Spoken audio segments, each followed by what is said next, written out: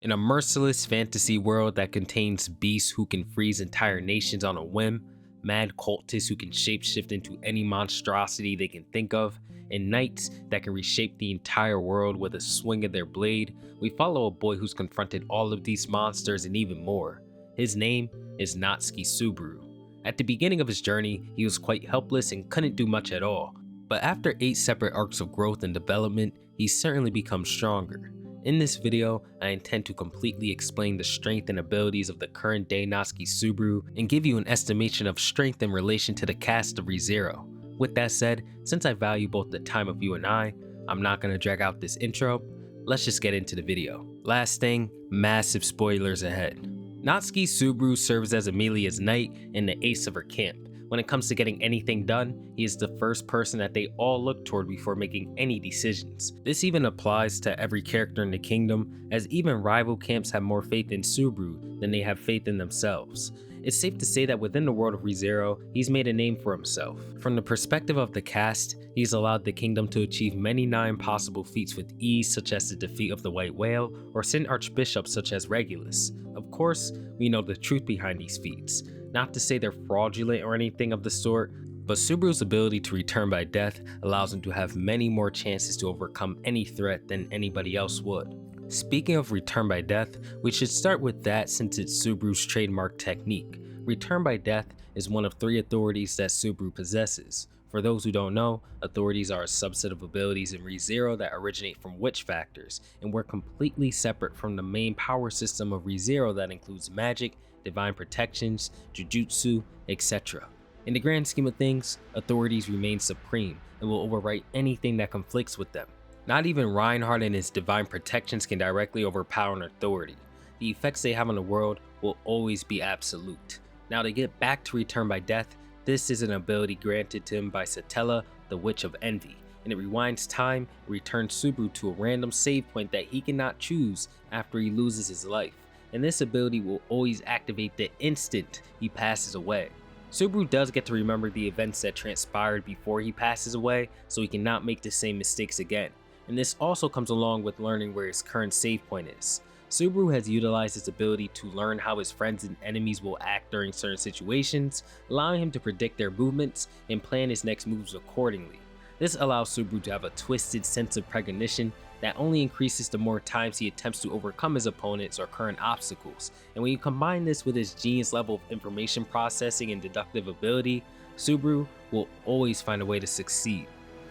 Subaru also cannot share any information about this ability, or will have his heart choked out by Satella silencing him, or she'll just take someone's life, basically rendering his entire loop pointless, and he usually ends up losing his life shortly after one way or another. There's also a passive effect of Beast having increased awareness of his position and being drawn toward him. Subaru has taken the risk of doing this in certain situations, like when Betelgeuse would attempt to possess his soul again, and this time around, he tried to yell out his ability for Satella to show up in his body and grab his heart. And you know what? It actually worked, making Satella kick Betelgeuse out of his body to prevent his soul from being hijacked by Betelgeuse.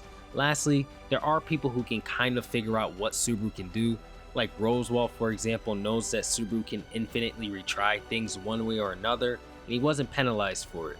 I think penalties only come when people know exactly how Subaru's ability works. And all in all, return by death is obviously an ability that puts Subaru on a level of his own, as he'll always have a legitimate chance of overcoming any obstacle in the world of Zero, except for Reinhardt, which was literally confirmed by the author himself. Lastly, we do not know which authority that return by death belongs to, which is why the community just refers to return by death as the authority itself. Subaru's second authority is the authority of Sloth. After defeating Betelgeuse, Subaru would inherit his witch factor of Sloth, allowing him to develop this same authority. This slothful ability generated from Subaru is one referred to as Invisible Providence. This generates an invisible hand from his chest, and he has the ability to completely control it or launch it as a punch or anything he wants with the hand. If Subaru really locks in, he can even make the hand phase through things. This is something that Sekhmet and Betelgeuse couldn't even do, despite their authorities being much better. Subaru also gets very sick to a point where he begins to choke up blood after using this ability, so it's usually a one-time use. People tend to write Invisible Providence off because it's never shown doing much in terms of harming an opponent, but you have to realize that Subaru used this on Garfield and Regulus, one being extremely tough and the other is literally invulnerable. When Subaru finally got the chance to use it on someone that isn't a walking anomaly, he did severe damage to them. It's lackluster compared to his predecessors, sure, but it's something. Subaru's final authority is the authority of greed. He would obtain this greed witch factor after him and Reinhard would defeat Regulus and by proxy develop the authority. The ability that would be generated this time around was Corleones. Corleones comes in 2 gears, the first gear allowing Subaru to take on the physical stress, mental stress, and fatigue of his allies, allowing them to cut loose and not have to worry about any injuries they may sustain, as they will all be redirected to Subaru himself. Of course, he needs to be careful with this ability as he is receiving the same exact damage that his comrades are supposed to be taking, so this can eventually culminate into him losing his own life. Lastly, Subaru can only use this on people who also views him as an ally, so he can't just take the burdens of enemies if he ever wanted to for some strange reason. When Subaru kicks Corleones into 2nd gear, it activates a new ability that's called the Division of Labor. Division of Labor allows Subaru to divide the burden, as usually on himself alone, between him and the allies of his choosing. Subaru can adjust how much of the overall burden each person within the Division of Labor will carry as well, but this also means that everybody is at risk of losing their lives in the event that Subaru loses his own, so it's extremely risky. For the most part, this is primarily a support ability, but it's still worth mentioning. Moving past authorities, let's talk about Subaru's spirit contract with Beatrice. In Season 2 of ReZero, Subaru would make a contract with Beatrice, the great spirit of the Forbidden Library. This contract would allow Subaru to use Beatrice as a familiar basically, but like with everything else Subaru gets his hands on, there are crippling conditions to her usage. Subaru cannot form any other contracts, and Beatrice can only obtain mana from Subaru himself. This means she cannot restore her own mana or get mana from the atmosphere like every other spirit can. When alongside Beatrice, Subaru gets access to many spells relating to yin magic specifically. He already had them, but his gate was destroyed early on in the series. This is where Beatrice comes in, basically serving as a medium. Subaru can use all levels of Shamak. Shamak allows him to spread a huge cloud of darkness that contains his opponent in an area where all their senses are removed from their body. El Shamak will steal their will to fight, Ul Shamak will create a black hole to absorb the opponent, and Al Shamak opens a hole to a completely different dimension and absorbs their opponent into that instead. They can also use Minya to shoot crystals that will crystallize their opponents upon contact and shatter them. It's basically a one-shot technique, and she can take this up 2 stages to shoot many more crystals. Subaru and Beatrice have also developed exclusive techniques that they can only use together. One of them is EMM. This is an ability where Beatrice manipulates the time and space around both her and Subaru to move slightly out of the plane of existence. They can't move while they're doing this, but they can't be hurt either. It works just like how Regulus is outside of the flow of time when his lion's heart is active. There's also EMT. EMT creates a spherical field with Subaru and Beatrice at the center and negates all mana within it. It shuts down mages easily, but it's kinda useless for anybody that doesn't use magic. If you ever wondered why Beatrice doesn't just summon black holes left and right or use all Minya to one-shot anybody in her way, it's because she used all of her mana she'd been saving up for 400 years when fighting against the Great Rabbit, and it takes all of Subaru's daily reserve just to keep her alive and active during the day. So she's been considerably nerfed just like everything else Subaru gets. This is why they tend to rely on the abilities that they made together or low-level spells, since it allows Beatrice to be used as efficiently as possible. Overall, Beatrice is a powerful tool for Subaru, despite being at like 10% of her true capacity currently. Besides Beatrice, Subaru is really loved by spirits in general, and it's to a point where spirits that aren't contracted to him will still go out of their way to help him. Moving on from spirit arts, let's get into Subaru's physical stats. I know I tend to go over this first in every other power scaling video that I have, but when it comes to Subaru, stats are not that important, so I chose to save them for later in the video. To begin, Subaru was a pretty athletic person his entire life and always kept himself in shape even after becoming a person who would never leave the house in the real world, so he's always at the peak of a physical human.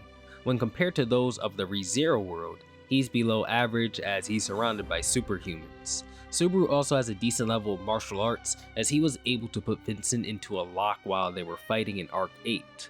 When it comes to weapons and equipment, things of that nature, Subaru would eventually train with the sword to get some basic skill with it, but even then, he's not good with it.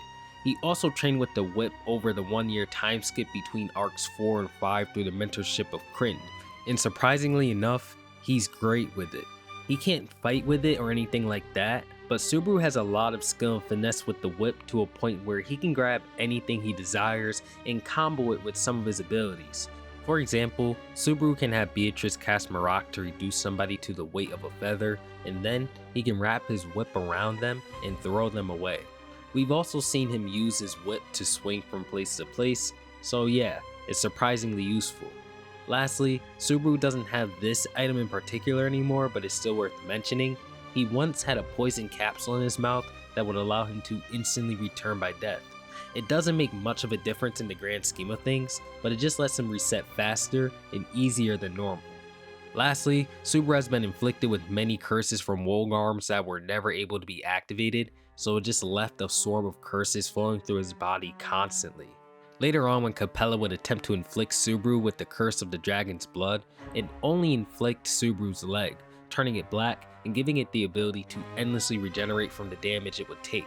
Subaru would notice that he himself isn't affected by the curse of the dragon, besides having some demon leg, and chooses to take some of Crucia's burden as it has a way worse effect on her. When this happens, Subaru's arm also turns black with the same regenerative ability as his leg. So what allows Subaru to ignore curses in such a manner? Well, in Arc 7 it's explained. Subaru's first curse from the Wolgarms are still within his body. Despite them never being activated, they still live within him, so they come into conflict with the curse of the dragon, preventing this curse from actually taking Subaru's life. Since Subaru has curses in his body always fighting over who gets to take his life, none of them can. This will likely happen with any more curses sent his way in the future, so as of now, he's basically immune to curses. One of his legs is also buffed by the dragon's curse, and one of his arms also was, but his arm would be completely destroyed, causing the curse to spill out from his body and create an entirely new arm. So now, Subaru only has the curse in his leg. With that said, if you had to ask me how strong is Subaru as of Arc 9, I would say that he's one of the weakest characters in the series, but with Return by Death, he's easily the strongest. Subaru is the only character in ReZero who can rewrite the entire world to go in a way that suits him best, and is the only man who has consistently challenged fate and overcame it. All in all, I guess he's both strong and weak. With that said, I hope this gives you a grasp of the current Subaru and his strength, and if you enjoy videos such as this, don't forget to leave a like and subscribe as it helps me out big time. Thank you so much for watching, guys. Peace out.